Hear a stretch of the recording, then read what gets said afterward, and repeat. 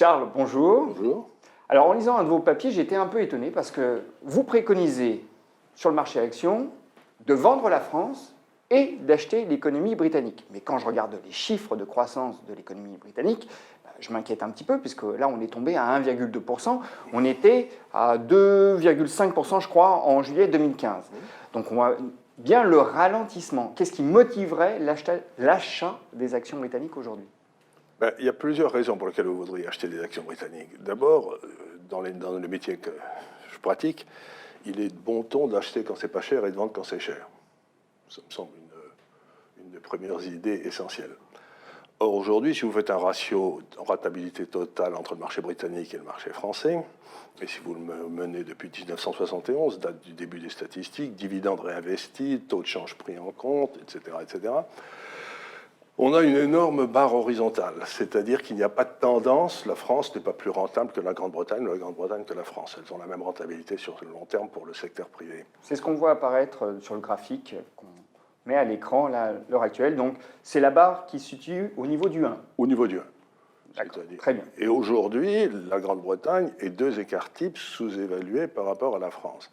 C'est-à-dire à peu près à des niveaux où on était, pas tout à fait, quand le Fonds monétaire international était à Londres. Et si j'avais recommandé à ce moment-là d'acheter, tout le monde m'aurait dit que j'étais fou comme un lapin. Donc, grosso modo, ce que je dis, c'est que d'abord, la Grande-Bretagne est pas chère.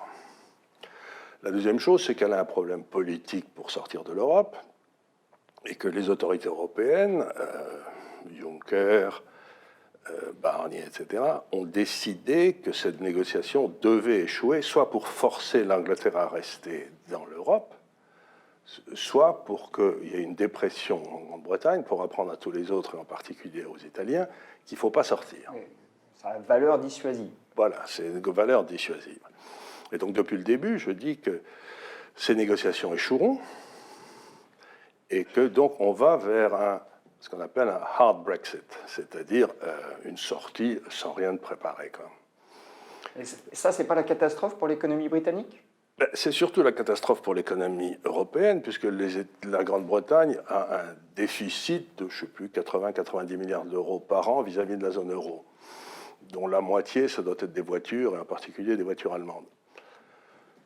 Donc, si les voitures allemandes ne réussissent plus à rentrer en Grande-Bretagne, on va fermer Wolfsburg, on va fermer Munich, tout ça, si vous voulez. Donc, pour l'Allemagne, c'est un désastre total si d'un seul coup, les Anglais se mettent à acheter des voitures japonaises ou coréennes à la place d'acheter des voitures allemandes. Et donc, en fait, c'est un jeu perdant-perdant. Tel que le pratique la Commission, oui.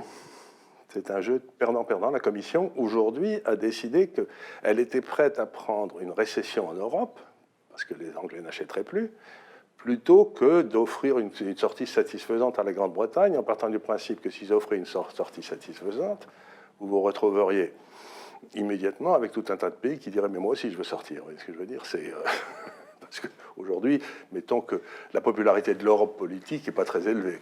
Mais dans ce contexte-là, est-ce qu'il ne vaut pas mieux s'abstenir d'acheter le marché britannique comme le marché français ? On peut, mais la plupart il se trouve que j'ai beaucoup de clients institutionnels et ils n'ont pas tous la possibilité de passer par d'autres marchés. Par exemple, je leur dis acheter l'Asie ou acheter autre chose, mais ils ne peuvent pas, pour des raisons réglementaires la plupart du temps. Donc, il faut se dire que si vous devez être quelque part, aujourd'hui, et si vous prenez un horizon à 3 ans, il vaut beaucoup mieux être en Grande-Bretagne qu'en France. Voilà, c'est à peu près ça le calcul. Le calcul. C'est pas un calcul d'une grande bravoure, parce que ça marche à tous les coups. Donc vous êtes sûr de votre fait ? Pas pour les 15 jours qui viennent. Mais à horizon 3-4 ans, il faut acheter, il faut mettre de la Grande-Bretagne en portefeuille, s'asseoir dessus et attendre. Et attendre tranquillement. Et alors, pour la première partie, c'est qu'il fallait acheter massivement des valeurs exportatrices, qui ont d'ailleurs très bien fait. Aujourd'hui, les valeurs de consommation interne ont tellement baissé qu'elles se retrouvent à des prix extraordinairement bas, et vous vous dites, je vois pas vraiment où est le loup. Les Anglais ne vont pas mourir de faim dans la rue.